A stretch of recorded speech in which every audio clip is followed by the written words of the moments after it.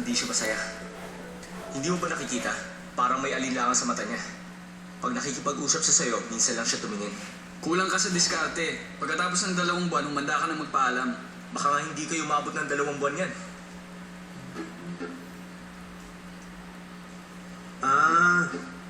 Alam ko na.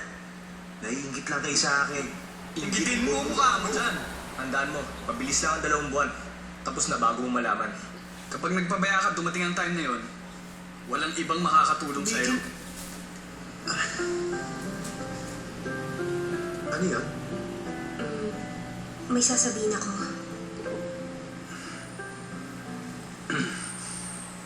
Ano yun? Kasi, mag-date tayong dalawa.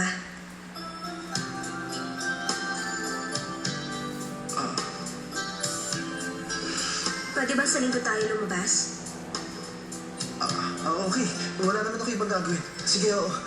Ay, salamat. Sa wakas, magdi-date na rin kayo. Tumigil ka nga dyan. Nabobore na rin ako, kaya naman... Yeah, right. Huwag ka na magpanggap, no? Halata namang masaya ka eh. Natatandaan mo si Xiaoyo? Xiaoyu? Bakit? Yung maliit, tapos maganda yung mata. Kitsia Sanchay. Siya na nga. May bago siyang boyfriend at gusto sana niyang makipag-double date sa atin. Ha? Double date?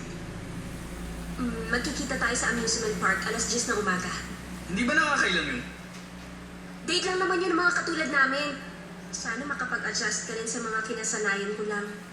Sanchay, college ka na. Hindi ka na high school ngayon.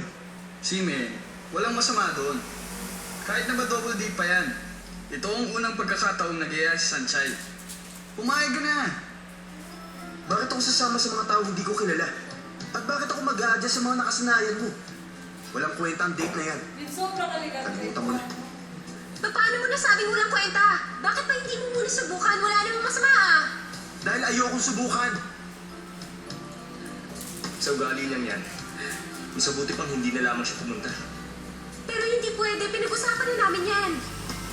Dapat mong maunawaang yan ang normal ni Asa. Siya ang tipo ng taong walang alam sa pagsasakripisyo. Wala talaga, Sanchay. Hindi ko siya yayayaan mag-date ulit. Manigas siya mag-isa. Ano ba klaseng relasyon ito? Bahala ka na!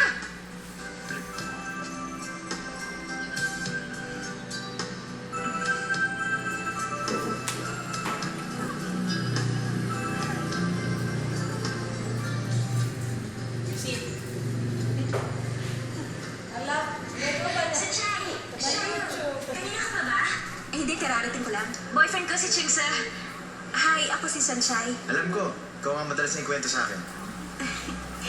Nakakapagtaka. Napakagwapo naman niya. Pero sa pagkakaalam ko, hindi ang tipo niya ang type ni Xiaoyu sa lalaki. Sanchay, nasan ang boyfriend mo? Sorry, hindi siya makakarating. Ay, ganun. Hindi makakarating si Dao Mingse.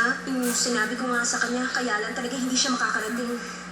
Okay lang yun. Tayong 3 nga lang. Naku, wag na. Kayong dalawa na lang. Nagpunta lang ako para sabihin yun. Sige, mauna na ako sa inyo. Sandali, Sanchay. Sumama ka na lang. Okay lang, sige na. Sandali. Dao Mingse? Sorry Medyo traffic kaya ako na-late. Ang tagal natin hindi nagkita. Sanchay, ipakilala mo naman ako. Siya si Xiaoyu. Nakilala mo na siya noon. At siya naman ang boyfriend ni Xiaoyu. Chongchu, kinagagala kita makilala bro. Ganun din ako.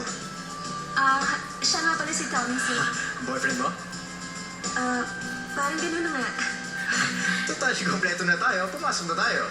Kumain muna tayo. Medyo nagugutom na ako. Oo, sige.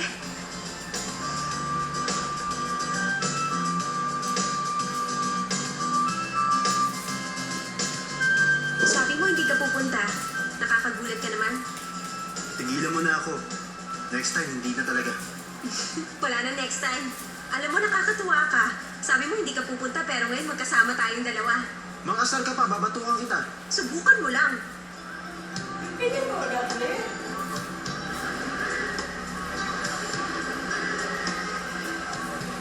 Halika, bili tayo nito. Sige. Daw, may gusto mo ng sausage? Sige, hindi pa ako nakakatikim niya. Ha? Hindi ka ba nakakatikim na sausage? Talaga ang dami nagbebenta sa paligid niyan, ha? Tingin ko isa sa mga anak mayaman. Ano man kinakain sa bahay niyo? Pagkain gawa sa ginto o gawa sa perlas? Oo, pearl powder. At saka gold cuisine. May problema ba? Tama na nga yung biro nyo. Umorder na tayo. Pakibigyan nga kami ng 4 na sausage. Teka. 4 na mais. Magkano lahat? $320 po lahat, sir. Okay. Oy, teka. Ako na magbabayad. Sagot ko na to, bro. Total, ito naman pinakaunang sausage na matitikman mo, di ba? Sige, next time ka na lang.